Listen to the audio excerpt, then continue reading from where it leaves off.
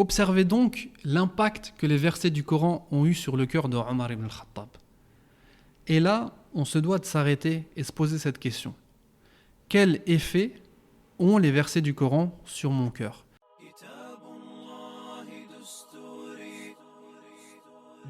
Bienvenue dans le podcast Vivre le Coran, votre guide pour découvrir le Coran, verset par verset, sourate par sourate. Plus qu'une simple mémorisation, ici, nous prônons la mise en application de la parole d'Allah. Je suis Abdelkarim, professeur de Coran, auteur et initiateur du projet Vivre le Coran. Mon objectif est de vous accompagner afin de faire de vous de réels compagnons du Coran, qui sont ceux qui le lisent, le comprennent, le méditent et le mettent en pratique au quotidien.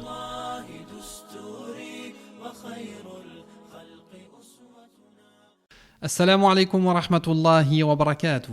Aujourd'hui, nous allons parler d'une histoire extraordinaire puisque nous allons parler de l'histoire de la conversion de Omar ibn al-Khattab radiyallahu anhu, le deuxième calife de l'islam, celui par lequel Allah subhanahu wa ta'ala a renforcé l'islam et les musulmans.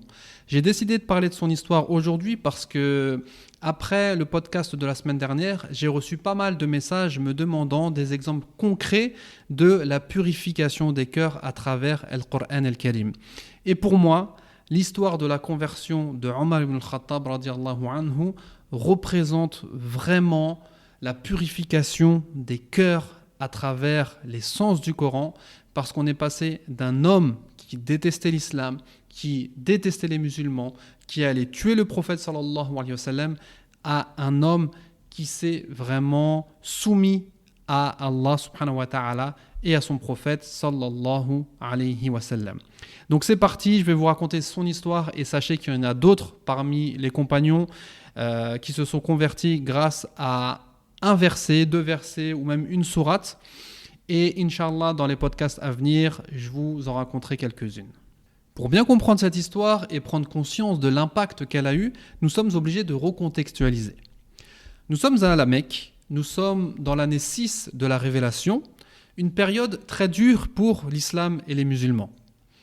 Ça fait 3 ans que le prophète sallallahu alayhi wa sallam a été ordonné de prêcher publiquement, et depuis ce moment-là, les polythéistes de la Mecque font tout pour éteindre la lumière de l'islam. Ils insultent le prophète sallallahu alayhi wa sallam, ils le traitent de menteur, de sorcier, de poète. Ils frappent les musulmans, ils humilient les musulmans, ils torturent les musulmans, allant jusqu'au meurtre. C'était vraiment une période très difficile. C'est pour cela que le prophète sallallahu alayhi wa sallam a ordonné à une partie des musulmans de faire la hijra, l'émigration vers l'Abyssinie. Cette émigration est très importante parce que, au-delà de préserver des vies, elle a pour but de préserver la religion et la prédication. En effet, si les polythéistes arrivaient à mettre fin à la prédication à la Mecque et à tuer le prophète sallallahu alayhi wa sallam, il y aurait d'autres musulmans à un autre endroit pour continuer le travail de prédication et de propagation de l'islam. On ne va pas trop rentrer dans les détails, mais ce qu'il faut savoir, c'est que les musulmans ont émigré 2 fois vers l'Abyssinie. La première fois, c'était un peu plus d'une dizaine de musulmans qui étaient partis, et la deuxième fois, plus d'une centaine. Après la deuxième hijra, les polythéistes, ils avaient envoyé 2 émissaires pour pouvoir négocier avec An-Najashi, qui était le roi de l'Abyssinie, et qui était celui qui avait accueilli les musulmans. Donc ils étaient partis afin de négocier avec lui pour qu'il leur livre les musulmans, et ce roi, qui était connu pour sa justice, a refusé et a apporté sa protection aux musulmans. Et il faut savoir qu'à cette période-là, c'est la majorité des musulmans de la Mecque qui sont partis vers l'Abyssinie. Pourquoi je vous raconte tout ça ? Pour vraiment rétablir le contexte et savoir qu'au moment où Omar ibn al-Khattab radiyallahu anhu il s'est converti, c'était une période qui était vraiment difficile pour les musulmans qui sont restés à la Mecque. Car premièrement, ils étaient peu nombreux et deuxièmement, tous les moyens étaient utilisés pour éteindre la lumière de l'islam.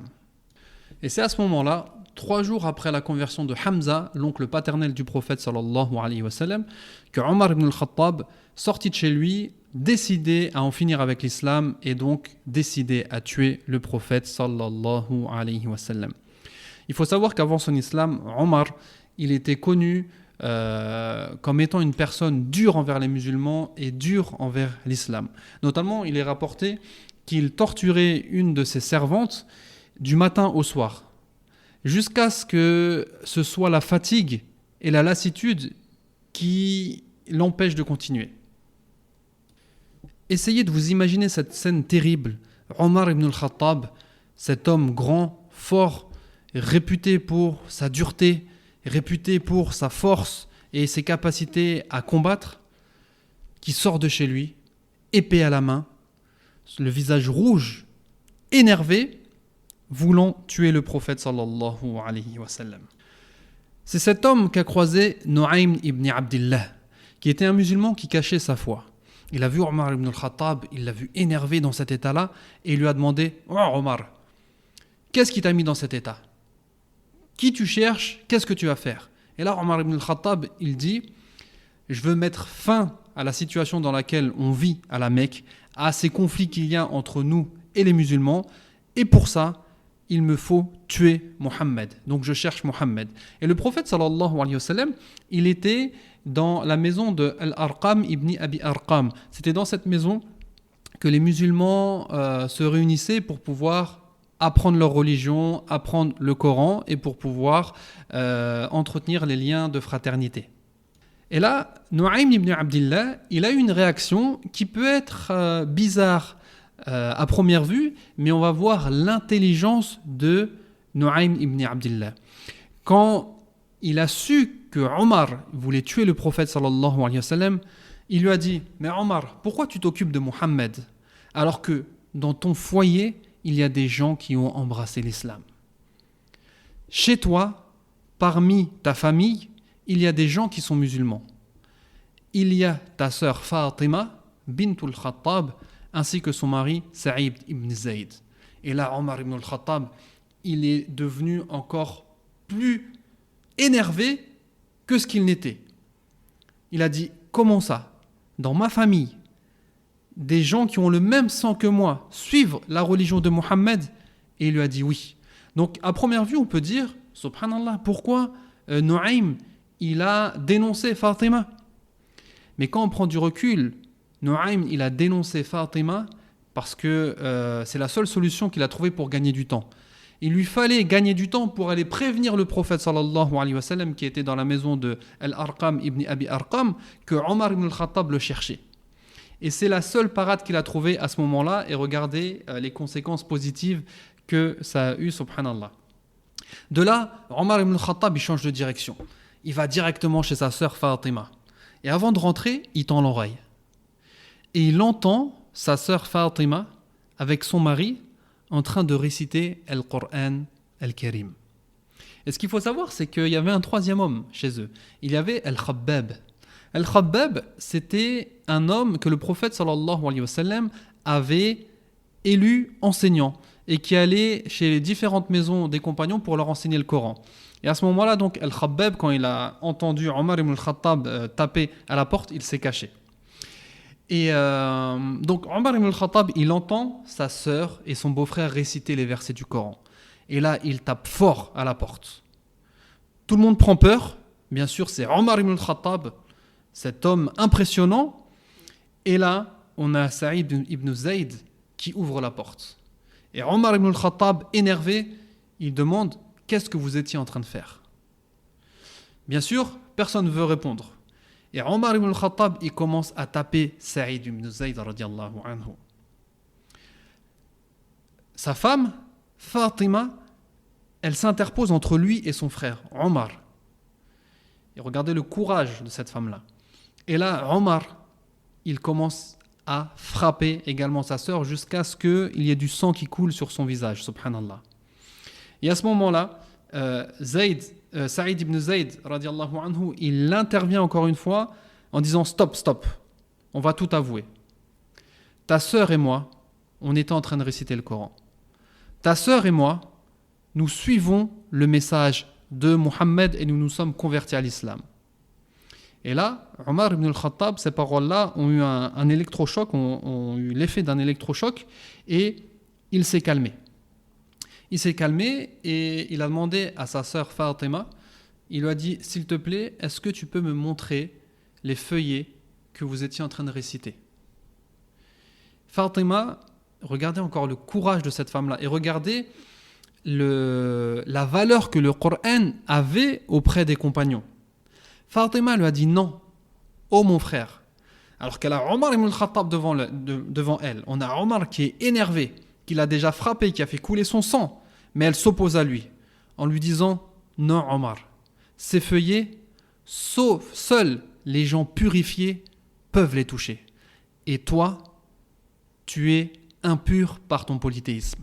Va te purifier, va te laver en faisant les ablutions et à ce moment-là, tu pourras toucher ces feuillets. » Regardez le courage de Fatima radiallahu anha. Et là, on a Omar ibn al-Khattab radiallahu anhu qui va se purifier et qui revient, qui prend les feuillets et qui lit les premiers versets de Surat Taha. Écoutez-les bien, ce sont les versets qui ont changé le cœur de Omar ibn al-Khattab. Ce sont les versets qui ont fait passer de Omar ibn al-Khattab des ténèbres à la lumière. Allah subhanahu wa ta'ala, il dit A'udhu billahi minash shaytanir rajim. Bismillahir rahmanir rahim. Taha ma anzalna alayka al-Qur'ana litashqa illa tadhkiratan liman yakhsha. تنزيلا ممن خلق الأرض والسماوات العلى الرحمن على العرش استوى له ما في السماوات وما في الأرض وما بينهما وما تحت الثرى وإن تجهر بالقول فإنه يعلم السر وأخفى الله لا إله إلا هو الله لا إله إلا هو له الأسماء الحسنى. Subhanallah, ces versets sont tellement magnifiques que même la personne non arabophone reste bouche bée après leur écoute. Allah subhanahu wa ta'ala, il dit dans la traduction rapprochée des sens des versets Bismillahirrahmanirrahim, Taha, nous ne t'avons pas révélé le Coran pour t'accabler, mais comme un rappel pour celui qui craint. C'est une révélation émanant de celui qui a créé la terre et les cieux élevés, le miséricorde qui s'est établi au-dessus du trône. À lui seul appartient ce qui est dans les cieux, ce qui est sur la terre, et ce qui est entre les cieux et la terre, et ce qui est même sous la terre. Que tu élèves la voix ou non, il connaît les secrets et ce qui est plus caché encore. Allah, il n'est de divinité digne d'adoration que lui, il possède les plus beaux noms. Ce sont ces versets qui ont changé complètement l'orientation de Omar ibn al-Khattab. Ce sont ces versets qui ont pénétré son cœur à leur première lecture. Et bien sûr, Omar ibn al-Khattab était un arabophone et était expert dans cette langue. Donc il a compris directement les sens de ces versets. Et à partir de ce moment-là, le visage de Omar a changé. Il s'est apaisé. Et il a dit à Fatima, « Dites-moi où est Mohammed, je veux le voir, non pas pour le tuer, mais pour me convertir. » Je ne sais pas si vous vous rendez compte de la puissance de ces versets et l'impact qu'ils ont eu sur Omar ibn al-Khattab radiyallahu anhu. Il est sorti pour tuer le prophète sallallahu alayhi wa sallam, énervé, et il revient le cœur adouci pour embrasser l'islam. Et c'est ce qu'il va faire, donc on le dirige vers la maison de Arqam ibn Abi Arqam, où se tenaient 40 compagnons avec le prophète sallallahu alayhi wa sallam, dont Hamza, qui s'était converti 3 jours auparavant. Et là, Omar ibn al-Khattab, il arrive, il toque. Et Hamza, il vient voir le prophète sallallahu alayhi wa sallam, il lui dit, c'est Omar ibn al-Khattab. Et il commence à mettre la main sur son épée. Il a dit au prophète sallallahu alayhi wa sallam, n'aie pas peur, s'il tente quelque chose, je lui coupe la tête. Donc là, on a un autre guerrier qui est Hamza, et on voit le changement de position de Hamza qui 3 jours avant n'était pas musulman. Et là, directement, il s'est soumis à Allah subhanahu wa ta'ala et il défend directement le prophète sallallahu alayhi wa sallam. Le prophète sallallahu alayhi wa sallam, il dit, pas de problème, laissez-le rentrer. Et Omar ibn al-Khattab, il rentre et à la grande surprise de tout le monde, il dit, ô Muhammad, ashhadu an la ilaha illallah wa ashhadu annaka rasulullah. Je témoigne qu'il n'y a nulle divinité digne d'être adorée si ce n'est Allah, et je témoigne que tu es le messager d'Allah. À partir de ce moment-là, il y a un changement dans la prédication. À partir de ce moment-là, on ne se cache plus. À partir de ce moment-là, les faibles, les servants, les esclaves qui avaient peur d'annoncer ou de montrer leur islam, ils se montrent à tout le monde. Au point où Omar ibn al-Khattab, radiallahu anhu, tout juste converti, il dit « Ô messager d'Allah, nous sommes sur la vérité. Alors, allons à la Mecque annoncer tout ça. » Et de là, imaginez-vous, il y avait une quarantaine de compagnons avec le prophète sallallahu alayhi wa sallam. Le prophète sallallahu alayhi wa sallam ordonne de faire 2 rangs de 20 avec à la tête du premier rang Hamza radiallahu anhu et à la tête du deuxième rang Omar ibn al-Khattab. Et là, on voit les musulmans débarquer à la Mecque, fiers et presque intouchables. Observez donc l'impact que les versets du Coran ont eu sur le cœur de Omar ibn al-Khattab. Et là, on se doit de s'arrêter et se poser cette question. Quel effet ont les versets du Coran sur mon cœur ? Moi qui récite le Coran tous les jours, moi qui fais la prière tous les jours, moi qui récite Surat al-Fatiha, moi qui récite Surat al-Ikhlas, qu'est-ce que ça change dans mon cœur ? Est-ce que je laisse pénétrer les sens du Coran ou je m'arrête à ces mots ? Et c'est là la différence, parce que si on observe bien, Omar ibn al-Khattab, qu'est-ce qui a eu un impact ? C'est les sens du Coran, c'est la compréhension du Coran. C'est pas simplement leur récitation. On se doit, nous, en tant que musulmans et même francophones, on se doit de dépasser les mots du Coran pour rentrer dans les sens du Coran afin de les comprendre, de les méditer en profondeur pour pouvoir les mettre en pratique au quotidien, et c'est là où se trouve la purification des cœurs. Sachez que Omar ibn al-Khattab, il y en avait vraiment qui avaient désespéré de sa conversion, jusqu'à ce qu'une femme dise à son mari « Omar ibn al-Khattab, il a un bon fond, il ferait un bon musulman ». Son mari lui a répondu « L'âne de Omar se convertira avant Omar ». Donc regardez la réputation qu'il avait. Il avait vraiment cette réputation d'homme dur, de cœur dur, qui nuit à l'islam et aux musulmans. Et pourtant, c'est par lui qu'Allah subhanahu wa ta'ala a renforcé l'islam et les musulmans. Le temps n'est-il pas venu de se soumettre au message du Coran et à ses réalités ? Allah subhanahu wa ta'ala, il nous interroge en nous disant « Alam ya'ni lilladhina amanu an takhsha'a qulubuhum li dhikrillahi wa ma nazala minal haqq. ولا يكونوا كالذين أوتوا الكتاب من قبل فطال عليهم الأمد فقست قلوبهم وكثير منهم فاسقون اعلموا أن الله يحيي الأرض بعد موتها قد بينا لكم الآيات لعلكم تعقلون. La traduction rapprochée des sens des versets, Allah subhanahu wa ta'ala, il nous interroge en nous disant « Le moment n'est-il pas venu pour les cœurs des croyants de se soumettre et de s'émouvoir à l'évocation d'Allah et de la vérité ?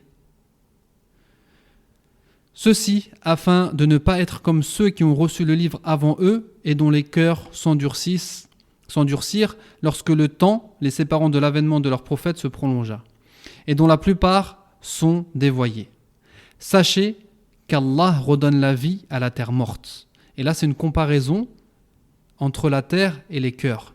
Comme Allah subhanahu wa ta'ala, il est capable de redonner vie à la terre morte, il est capable de redonner vie à la terre, au cœur malade ou au cœur mort. Nous vous avons exposé clairement les preuves de notre omnipotence afin que vous raisonniez. Ces versets, ce sont les versets de Surat Al-Hadid numéro 16 et numéro 17. Ils sont vraiment extraordinaires et je pense que je prendrai un podcast entier pour pouvoir les expliquer et pour pouvoir apporter une réflexion. Voilà, pour répondre vraiment à la question qui m'a été posée et donner un exemple concret de la purification des cœurs à travers le Coran al-Karim, je voulais vraiment vous raconter cette histoire, l'histoire de Omar ibn al-Khattab. Et avant de vous quitter, je vais insister sur 2 points concernant cette histoire-là. Le premier point, c'est qu'Allah subhanahu wa ta'ala, par sa miséricorde, il peut illuminer le cœur de tout le monde en quelques secondes. Même si vous pensez que des gens sont loin de l'islam, même si vous pensez que des gens sont des ennemis de l'islam, ne désespérez pas en la miséricorde d'Allah, faites des invocations et propagez le message de l'islam. Il se peut qu'en un clin d'œil, Allah subhanahu wa ta'ala ouvre son cœur à l'islam. Ne jamais désespérer. Pensez toujours à l'histoire de Omar qui est sorti tuer le prophète sallallahu alayhi wa sallam et qui est allé se convertir et grâce à qui l'islam est devenu beaucoup plus fort depuis ce jour-là. Le deuxième point qu'il faut retenir de cette histoire-là, c'est que la durée de la conversion d'une personne ne veut rien dire sur la qualité de la foi. C'est pas parce qu'une personne s'est convertie il y a quelques jours que sa foi est au plus bas. Ce n'est pas parce qu'une personne est née musulmane et que ça fait des années qu'elle est dans l'islam que sa foi elle est forte ou que sa foi apporte quelque chose à notre religion. Non. La qualité d'une foi se juge par la piété d'une personne et se juge par les actes d'une personne. Et ça, lorsqu'on voit une personne fraîchement convertie, il ne faut pas essayer de la rabaisser, mais il faut au contraire l'accompagner et essayer de l'élever. Il y en a beaucoup, par exemple, ils peuvent voir une personne à la mosquée, une personne avec des tatouages, et ils vont se mettre à juger cette personne-là, alors que cette personne-là, elle vient tout juste de se convertir, et Allah subhanahu wa ta'ala, il vient de lui pardonner tous ses péchés. Il se peut que cette personne-là soit plus forte dans sa foi que nous. Donc arrêtons de juger les nouveaux convertis, mais plutôt accompagnons-les et aidons-les à s'épanouir dans leur foi. J'espère vraiment que cette histoire vous aura apporté et qu'elle vous aura donné envie de purifier vos cœurs à travers les sens del Coran al-Karim. Et avant de vous quitter, une fois de plus, je vous demande de donner de la force au projet et au podcast Vivre le Coran en mettant un avis sur votre plateforme de podcast préférée, un commentaire et en le partageant autour de vous. Je vous remercie d'avoir écouté ce podcast et si vous avez des questions, vous pouvez me les poser par mail sur l'adresse suivante contact@vivrelecoran.fr ou directement sur ma page Instagram Vivre le Coran. Je vous donne rendez-vous la semaine prochaine pour un nouvel épisode. Qu'Allah vous préserve. Hafizakumullah. Barakallahu fikum. Wassalamu alaikum wa rahmatullahi wa barakatuh.